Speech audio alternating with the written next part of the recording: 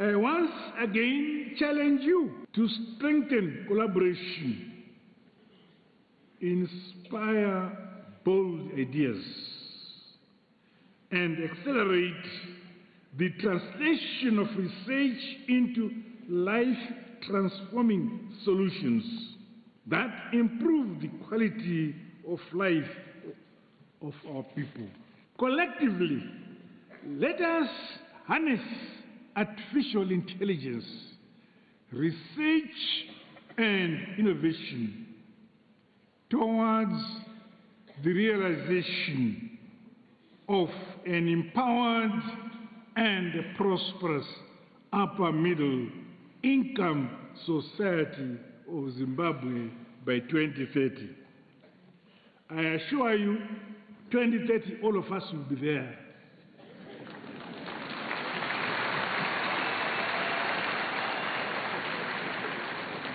Of course, those who do not want to be there by 2030, put up your hands. Kana one.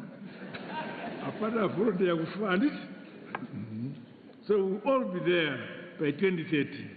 Cabinet recently approved the research bill, and President Mnangagwa said it will soon be tabled before Parliament. Josephine Mugio, ZBC News, Harare.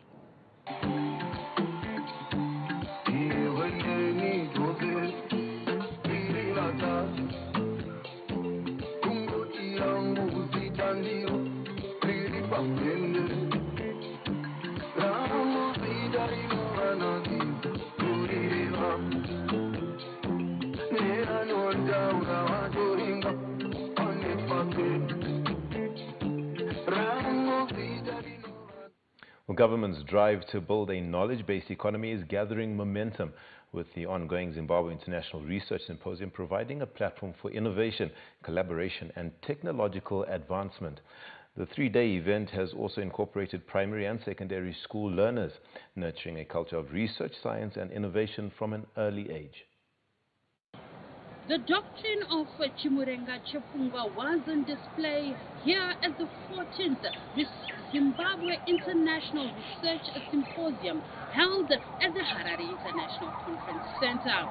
Here, learners, young innovators, policymakers, as well as researchers took the stage to exchange ideas on Zimbabwe's socio-economic transformation. According to the Research Council of Zimbabwe, the idea is that everyone should play their part towards the country's innovative drive as it journeys towards an upper middle income society by the year 2030. The symposium reflects our collective conviction that research and innovation are indispensable drivers of sustainable economic growth, industrialization, and social progress. This year's gathering comes at a particularly important moment for Zimbabwe and the African continent. The rapid pace of technological change, shifting geopolitical dynamics, climate change and evolving economic realities require us to rethink the architecture of research, innovation and knowledge production. The Eastern and Southern Management Institute says innovation and evidence-based policy making, as well as the inclusion of young people, should be central in the socio-economic development not only of Zimbabwe, but across the region. Research gives us, or should give us, direction. Secondly, artificial intelligence is an accelerator of discovery. And number three, innovation turns knowledge into practical solutions. And inclusive, sustainable development remains our shared destination. While innovation and research took center stage, those who have excelled were awarded by the President, Dr. Emerson Mnangagwa. I feel very much honored getting this, and it took a lot of hard work and it also took a lot of support. I really feel happy right now. When I saw the President, I felt my heart skip a beat. So we're working on this project, which we were honored by the President. It's such a great honor that he is motivating others to use what they are learning in school so that they become innovative and use the knowledge that they have to produce things that will further establish us as a country. Our idea is not for research to remain as published papers, but we want to see this being transformed into tangible solutions. If you look at the research that I do, it is mainly the products, innovative products that speak to import substitution. As a result, we are going to be making products in Africa, hopefully distributing even abroad. From classrooms to university labs, this symposium demonstrated that technological innovations are not just for tertiary institutions. By giving primary and secondary school learners a platform to exhibit their ideas, this research symposium shows that Zimbabwe is cultivating a new generation capable of developing community-led ideas that will lead to the national industrialization agenda. Olina Ndori, ZBC News, Harare. Political analysts say that the voting pattern on the Constitutional Amendment No. 3 bill witnessed in the National Assembly this Thursday indicates an improvement in bipartisan politics. Now, this comes after the proposed law sailed through the lower house with 216 votes, translating to more than two-thirds majority required for the bill to pass. The Constitutional Amendment No. 3 bill sailed through the National Assembly this Thursday in a historic vote that saw the proposed law getting 216 votes, surpassing the 187 votes required for a two-thirds majority by 29 votes. The vote also saw 35 opposition legislators voting in favor of the bill, including the Citizens Coalition for Change Chief Whip Honorable Charles Moyo. Now, political analysts say that the voting pattern is indicative of an improvement in Zimbabwe's political polarization. What we have witnessed yesterday is bipartisan politics, whereby even within the opposition fraternity, some who saw the light, who believed in the KB3, they voted for the KB3. And those who believed that they did not want the KB3, they voted no. And what it shows is that people no longer do blind politics. They've matured in politics. They dissect policies and laws within the country. They look at the merits and the demerits of each of their action. We have moved away from just an element of saying, if I am opposition, I will simply vote no. The support of 35 opposition MPs for CAB 3 shows that Zimbabwe's politics is moving away from the usual ruling party versus opposition divisions. It suggests that some of the legislators were willing to support the amendment based on their own judgment rather than the definitive party positions.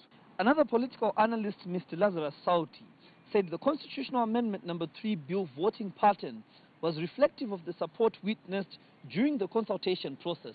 What happened yesterday in Parliament shows that in Zimbabwe there is now a representation of cross-party consensus, as ZANU-PF required support from opposition political actors in the Parliament, and 35 voted in support of the bill, and it shows democratic maturity from opposition political leaders.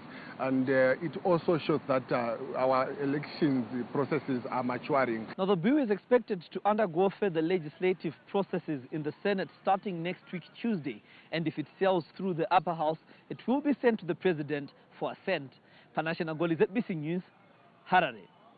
The Zimbabwe Indigenous Interdenominational Council of Churches is set to hold a National Churches Conference in Bulawayo this Saturday to pray for peace and unity at a time when the nation is holding debates on the Constitutional Amendment No. 3 bill.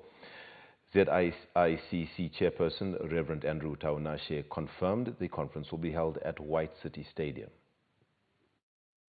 We are running the nation to pray for the nation and for our progress, our development, and everything that is going on these days. Also, you know that CAB 3 is very topical. We are praying for that as the call came out also from our patron that we should pray for Parliament and all the activities going on. But what we are actually doing mainly is we are asking and calling for the people of Bulawayo to come and be with us or come together as the churches, in other words, the churches of Bulawayo of all denominations, to come to White City Stadium tomorrow morning, the earlier the better, from 8 o'clock onwards. Churches are converging there, different churches. The main purpose will be to pray for peace, development of the nation and unity, and also to pray for our nation and its leadership. Masvingo Province has declared its strong support for the First Lady, Dr. Auxilium Mnangagwa's transformative vision, committing to work alongside her in advancing life-changing programs being implemented through the Angel of Hope Foundation. Inspired by the First Lady, Dr. Auxilium Mnangagwa's unwavering dedication to uplifting communities and transforming lives across Zimbabwe, the Masvingo business community and farmers has thrown its full weight behind her vision, pledging support and a firm commitment to partner in advancing programs that continue to restore hope, empower the vulnerable, and improve livelihoods. Among the initiatives that have inspired the province business leaders is the Angel of Hope Foundation Drug Rehabilitation Center in Mbare, Harare, a beacon of healing and recovery for victims of drug and substance abuse. With the continuous success and far-reaching transformative impact of the Angel of Hope Foundation Drug Rehabilitation Center in Mbare, the business community, farmers and community members in Masvingo Province extended an invitation to the First Lady to visit the province and share insights on combating the effects of drug and substance abuse.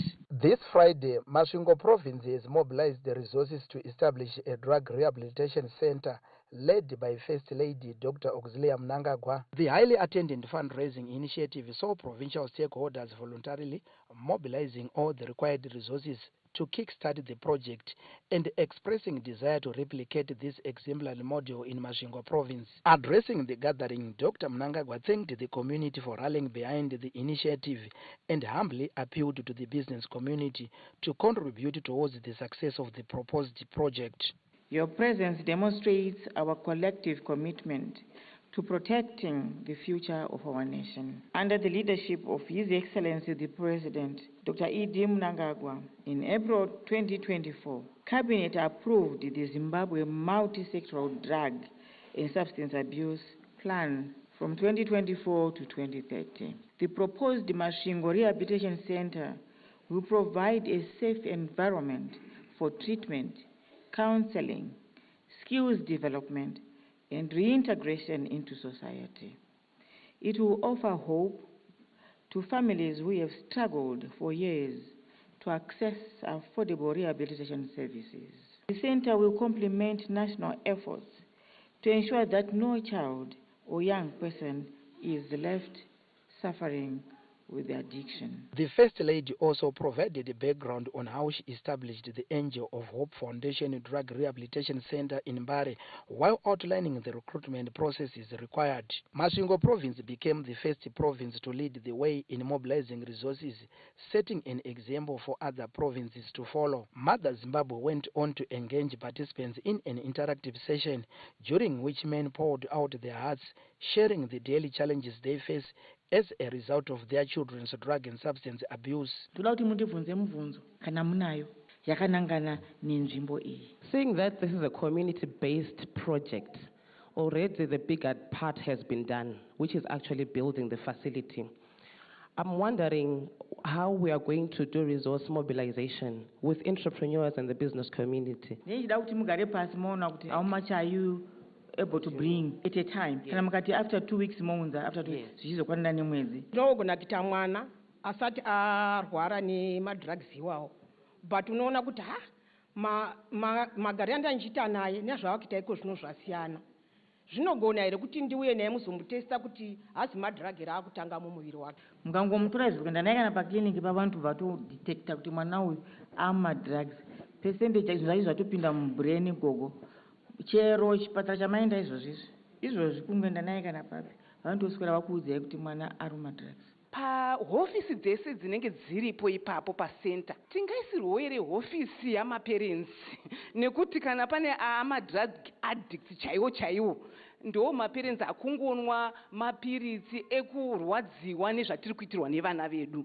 Umwe musi ndaiva ndadzinga mwana wangu nenyaya dzamafodzi efodla idzi ndichiona zvanoita nemusikanzwa ndikakuonai paTV muchitora vanopenga ndakamanya kutsvaka mwana wangu ndikati vari kutsvaka vachitsvaka vana vatiorasha ivo vachitora.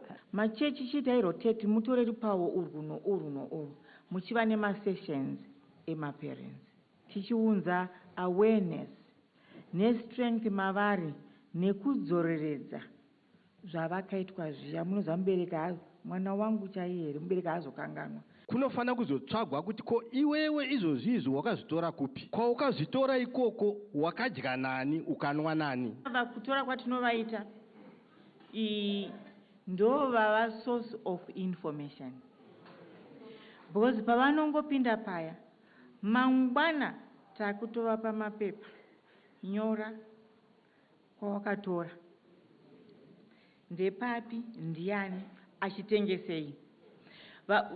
Information yatinayo ndiyo yazobatsira mamwe maarrest akawanda. The business community also noted that Dr. Mnangagwa's hands-on approach coupled with their concern for the well-being of communities had inspired them to play a more active role in supporting her noble initiatives and exploring the establishment of similar interventions within the province. Isusu kwedu kwatinobvawo kulovelduko tinokuvimbisai amai panovhurwa center ticharima zvakakwana nemadzimai ari kwedu nokuti dambudziko riri mumba mega mega tichaprovida center zviri pachena. Ine plus iri next door apa ndo donata 5 hectares dzinogona kuirigeteka mvura.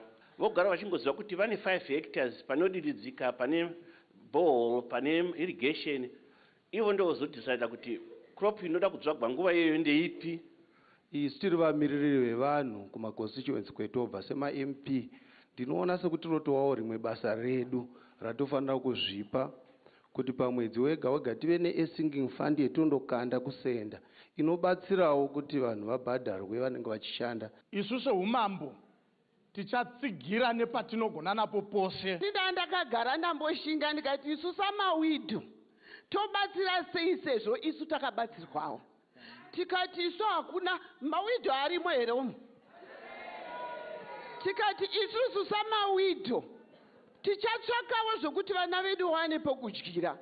Maplates nemapoto tichatsvaga. The Minister of State for Provincial Affairs and Devolution, Masvingo Province, Honorable Ezra Chadzamira, said they have been inspired by the NGO of Hope Drug Rehabilitation Center in Mbare. Basa rose ramuri kuita excellency muprovince muno kusimudzira the marginalized community, kuempower madzimai nevavo vanotambura, kusimudzira tsika dzedu nemagariro edu, zvose zvinoparara kana pasina chirongwa chekudzivirira zvinodhaka.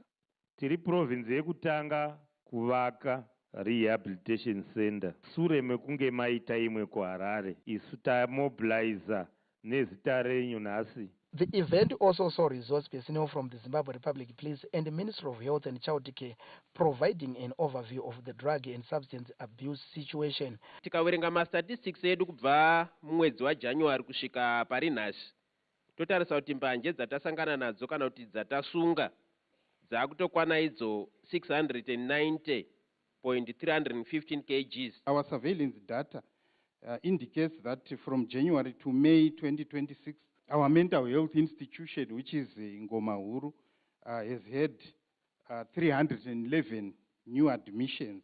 The First Lady also had an opportunity to tour the site where the Masvingo Rehabilitation Center is set to be built, and she expressed dissatisfaction with the plans for the project. The visit comes at a time when Mother Zimbabwe is rolling out a wide range of impactful programs in Masvingo Province. Pupils from Victoria High School provided entertainment that denounced drug and substance abuse. Peter Chivuma, ZBC News, Masvingo.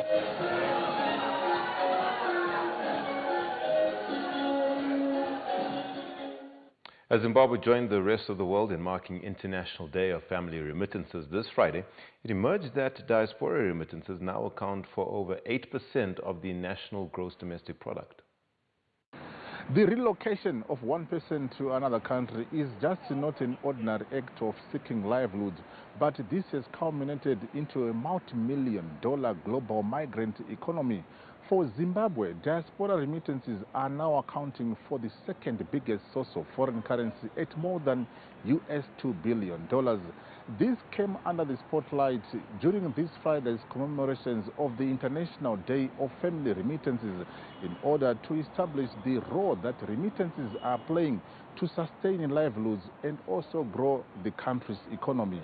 Remittance flows are estimated to be close to $1 trillion, around $700 billion, coming to developing countries.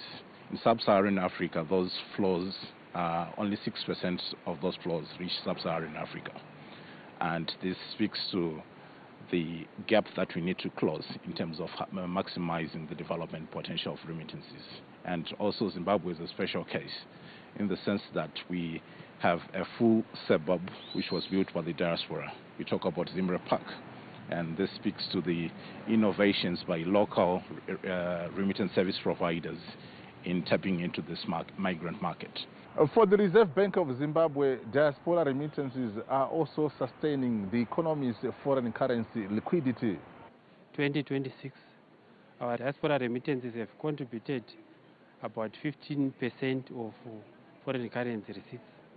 Over the years, they have been growing almost on average 14% per annum, and this has been helping a lot in terms of family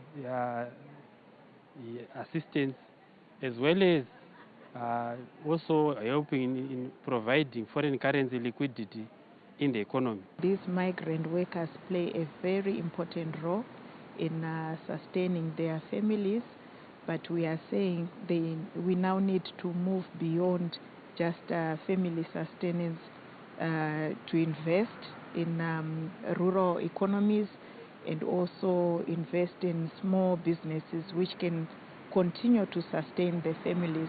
One of the country's biggest remittance firms says they are now accounting for more than 50% of total remittances to Zimbabwe, but also cited that remittances are playing a big role in sustaining projects such as agriculture and infrastructure, especially in rural areas. We have aspirations not just of being a remittance expert, but also to use remittances as a way of creating broader financial inclusion for people so that they can access things like credit. We do millions of transactions a year. Yeah, I mean, we would have paid out, you know, about 50% or more of the country's remittances value.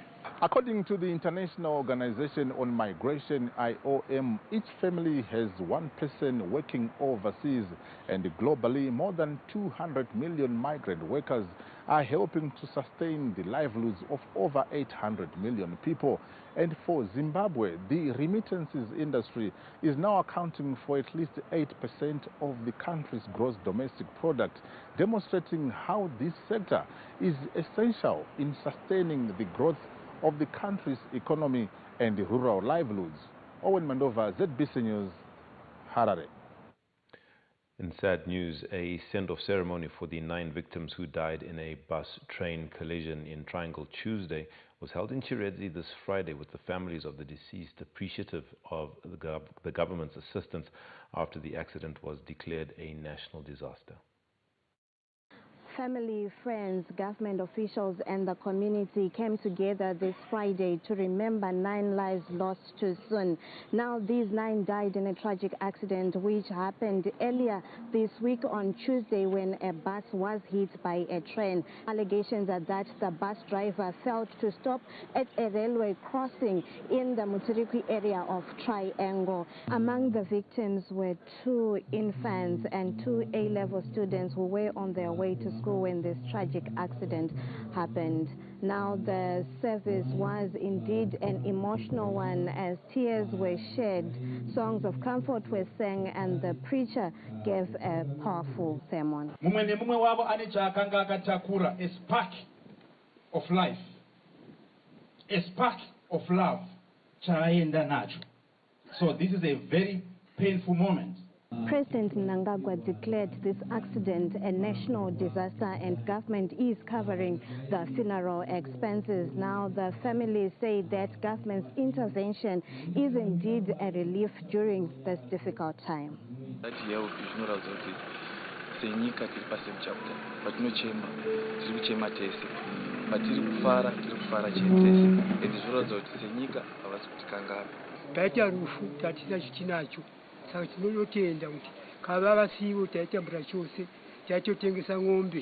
Local legislators were also present at the service.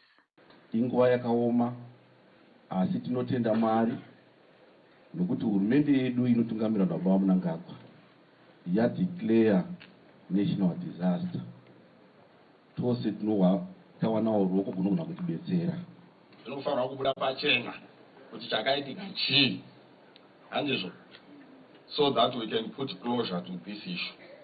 Government appreciated the swift response to the disaster. We extend our gratitude for a swift response. It clearly shows the idea of whole government approach.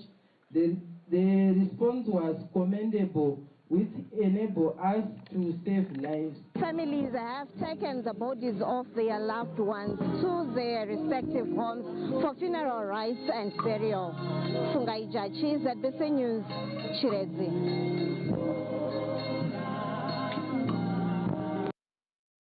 If you'd like to get more stories, you can simply go to our website. We are visited by, at www.zbcnews.co.zw.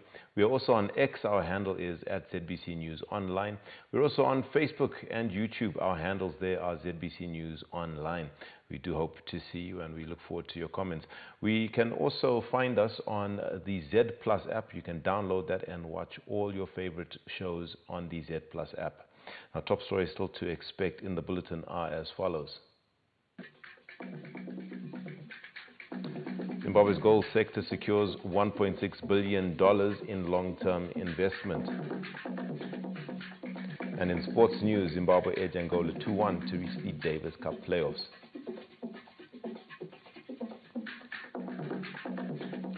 Well, do stay with us. We'll be back after this break.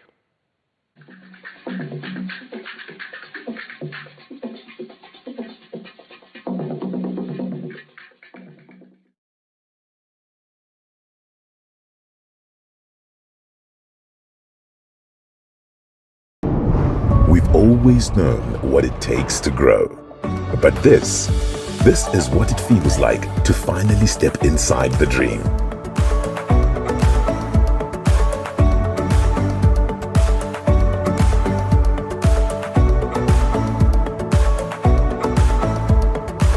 It's that quiet moment when a room holds everything it used to be and everything it made possible. That this is actually mine feeling when the first payment hits. That pure adrenaline from a small space to an empire you rule. And when you said you'd almost sleep in your first car, we made sure you actually did. Plans may adapt, circumstances will evolve, but your growth, that's non-negotiable. Bank on growth with Stanbic Bank Zimbabwe. Zimbabwe is our home, and we drive her growth. Stanbic Bank is a registered commercial bank and a member of the Deposit Protection Scheme. Football fans, your chance to win is here. Rentex Systems is bringing you the ultimate World Cup Predict and Win competition. Predict the 2 finalists and be among the first 10 correct entries to win a solar floodlight. Think you know who will lift the World Cup trophy? Predict the tournament winner and be among the first 3 correct predictions to win a solar generator. And now, the grand prize. Predict the 2 finalists, the World Cup champion, and the exact final scoreline. The first person to get all 3 predictions correct wins a complete 3.5 kVA solar system. Rentex Systems have been providing top-tier renewable services for over 5 years. To enter, head over to Facebook right now and drop your predictions on our official page, Rentex Systems Zimbabwe. For inquiries, contact us on 0713 229 721. Rentex Systems, Moto Pese Pese, Kwese Kwese. This June, step into a bigger entertainment experience with more to love on us.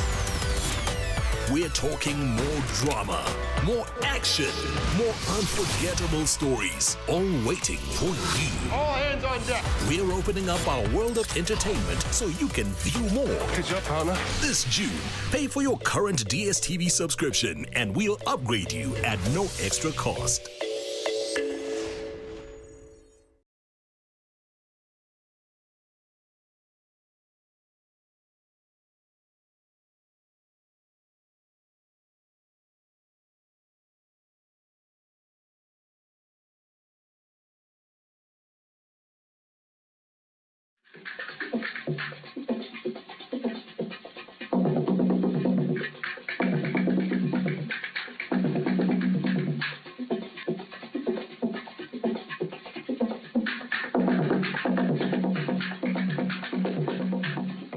Thank you so much for staying with us. We continue with our main news bulletin.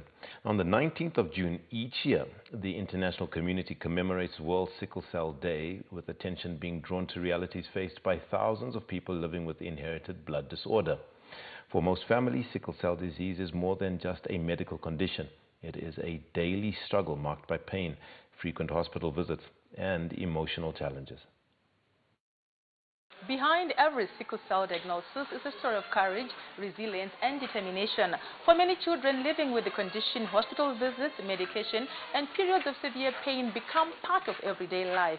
These are realities that thousands of families navigate daily.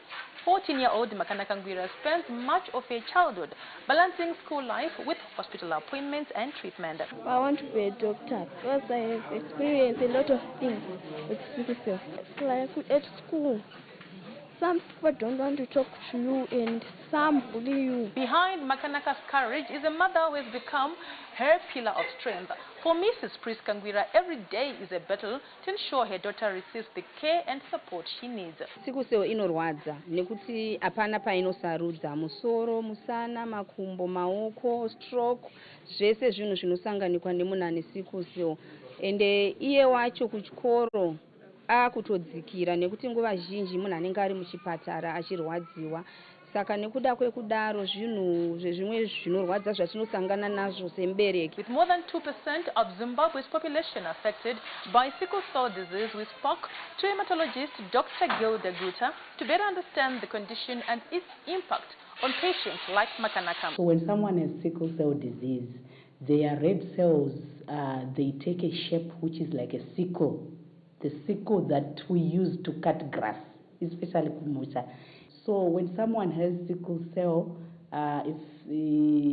when they get what we call sickling, the red blood cells are sickling a lot, they tend to clog or block blood vessels. And then by doing that, you are blocking the movement of oxygen, the distribution. So when you don't have oxygen, you tend to have, number one, pain.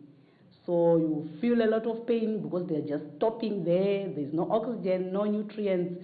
So these patients usually present with a lot of pain. Sometimes they can have strokes, like I spoke about the brain. They're clogging the brain. Blood flow is not going there, so they get a stroke. It can go to the lungs. They clog the lungs. Then they get a pneumonia, or they are breathing very fast. Kidneys, usually in the long term, they get kidney failure. So it generally affects almost all body parts. Sickle cell disease remains a significant public health challenge, affecting the lives of patients and their families through recurring pain, frequent hospital visits, and emotional strain. For young people like Makanaka, every challenge overcome is proof that while sickle cell may shape their journey, it does not define their future. Abigail Tembo, ZBC News, Harare. Let's take a look at business news, and Zimbabwe's gold sector is attracting unprecedented long-term investment with more than 1.6 billion United States dollars committed to mine expansion, exploration and asset rehabilitation. A surge of capital is reshaping Zimbabwe's gold mining sector. Over 1.6 billion United States dollars has been funneled into various projects, driving a massive ramp-up in operations, vital maintenance and aggressive explorations. According to the Chief Executive Officer of the Zimbabwe Chamber of Mines, Mr. Isaac Kwesu, the sector is experiencing a massive pipeline of capital outlay. A significant portion of funds have been spent, approximately 1.6 billion. Have been spent in various projects, ramp-up as well as maintenance. As we have seen the gold sector expanding, there's huge capital outlay in the pipeline for massive projects in expansion, and others are equal spending. But infrastructure and exploration are just half the battle. The true catalyst for production growth lies in the formalization of the artisanal miners who form the bedrock of the country's precious mineral output. Once small-scale miners have been formalized, it will also go a long way insofar as government's initiatives of planning for the country's future is concerned. By so doing, this will now actually create more jobs in the rural areas, create more funding opportunities for people who have been an isolated and looked down upon sector over the years. Turning that vision into a reality requires technical support. Beyond just the extraction or the mining side, we try to twin them with people with capacity. The twinning arrangements work very well in the sense that you may not have capacity to put a processing facility for you to do your own mining. As mine surveyors, through the Association of Mine Surveyors, we are custodians of mineral accountability. We want to assist these small-scale miners to become compliant. With over $1 billion on the table and structural reforms taking root from the boardroom to the mine shaft, Zimbabwe is making a statement to international markets. Its gold is open, regulated and ready for the future. Yolanda Moyo, ZBC News, Victoria Falls. We delve into arts news next, and the Zimbabwe Film and Television School of Southern Africa is hosting a 3-day masterclass on reality television production and vertical content creation. The intensive training program has attracted a diverse group of filmmakers, producers, executive producers and digital content creators eager to capitalize on the booming global market for reality television production. We have realized that in order to improve the quality of the content that is on our local broadcaster screens and on our devices, we need to upscale our training so that our producers, scriptwriters can learn from the best practices and market international standards. It's an opportunity in terms of skills exchange because we've brought in our South African counterparts to just also share knowledge with us, and I believe it also then speaks to us growing in terms of different genres. Headlining the workshop is renowned South African showrunner and director Shahi Chundra, affectionately known as Shaz, leading sessions on modern digital storytelling techniques. The fact that as more shows come about, we need to be training more people, and most people come into television making, filmmaking, seeing scripted as the direction they want to go, but there isn't a lot of training in non-fiction and reality. And so from just conversations while making our shows, it's thankfully blossomed into this, and being able to be here on the ground in Zimbabwe. The masterclass comes at a critical time for local broadcasters as it directly addresses the urgent need for modernized content strategies. So from this masterclass, I know what I am supposed to do as a showrunner on set. I will know how I'm supposed to direct my talent, and reality television is what is taking over now. We're moving from, the basic dramas that we used to watch. We are learning a lot. We are very excited, and we are also developing ourselves. You'll find that most of these things, we've been doing them as simulations. They're mostly new to us. Now that we have the experts that actually take us through the whole process step by step, it actually seems like it's achievable, it's doable. This is so important because we actually don't have to guess how these series are made. We can actually now start to make them.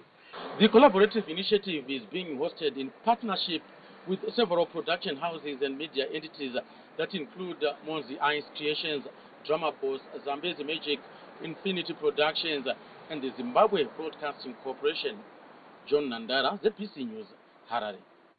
Next, we take a look at sports, and there's good news in that department, and it has nothing to do with the World Cup. Zimbabwe booked their place in the Davis Cup Africa Group 5 promotion playoffs after beating Angola 2-1 in their last Pool B round-robin tie in Nairobi, Kenya. Zimbabwe therefore advanced to the promotion playoffs as Pool B winners, where they will face second-placed team from Pool A this Saturday. Well, congratulations to Team Zimbabwe on their win. Now, still on a sporting note, we've got World Cup viewing up next for your enjoyment. That means that's all we have for you for the main news bulletin. My name is Arthur Sevens. A big thank you to Susan Masona on the sign language desk and to the team behind the scenes. Until we meet again, God bless.